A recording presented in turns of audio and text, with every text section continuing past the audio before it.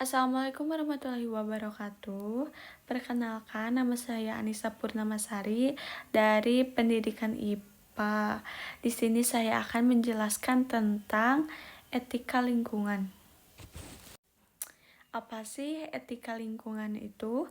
Etika lingkungan adalah cabang filsafat yang mempelajari hubungan moral antara manusia dengan lingkungan hidup atau bisa disebut alam semesta. Materi ini berfokus pada bagaimana manusia seharusnya berperilaku terhadap alam agar keberlangsungan kehidupan tetap terjaga. Di sini saya akan menjelaskan tentang teori-teori etika Islam. Ada 3 cara pandang utama yang mendasari bagaimana manusia memperlakukan alam, di antaranya. 1. Antroposentrisme, memandang manusia sebagai pusat alam semesta.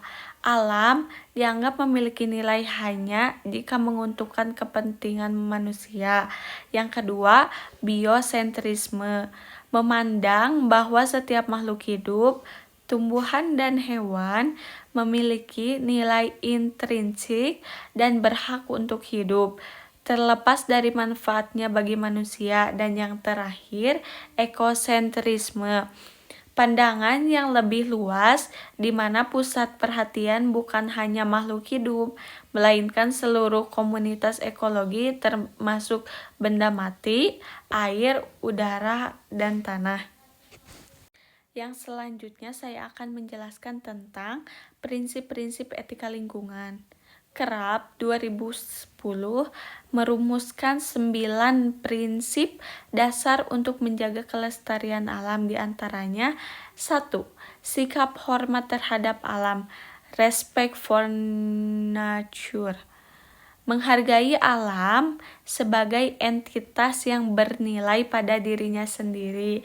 Yang kedua, ada tanggung jawab, moral responsibility for nature, merasa bertanggung jawab secara moral atas kerusakan yang terjadi. Yang ketiga, ada solidaritas kosmis, munculnya rasa solider terhadap sesama makhluk hidup yang terancam punah.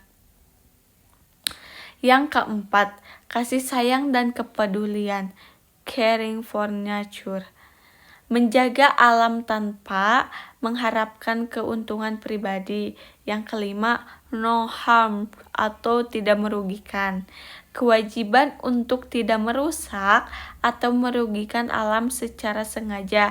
Yang keenam, ada hidup sederhana dan selaras dengan alam, mengonsumsi secukupnya dan tidak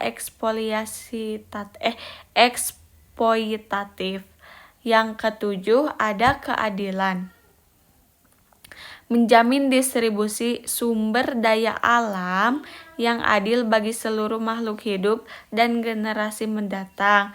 Yang ketujuh ada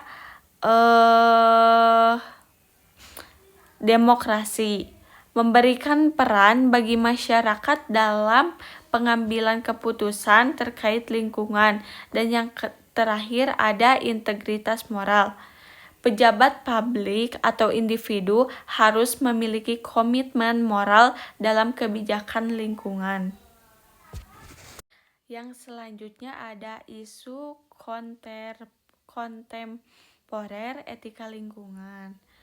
Beberapa permasalahan yang sering dibahas dalam studi etika lingkungan saat ini, di antaranya yang pertama ada pemanasan global. Bagaimana tanggung jawab negara maju versi negara berkembang. Yang kedua, ada hak binatang.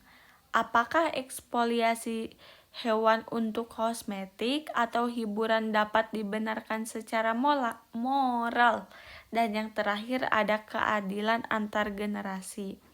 Apakah kita berhak menghabiskan sumber daya alam sekarang tanpa menyisihkan untuk anak cucu kita?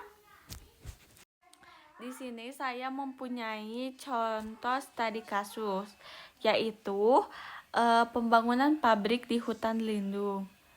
Permasalahannya adalah pembangunan pabrik memberikan lapangan kerja atau antroposentrisme, namun merusak ekosistem hutan dan habitat hewan endemik atau ekosentrisme.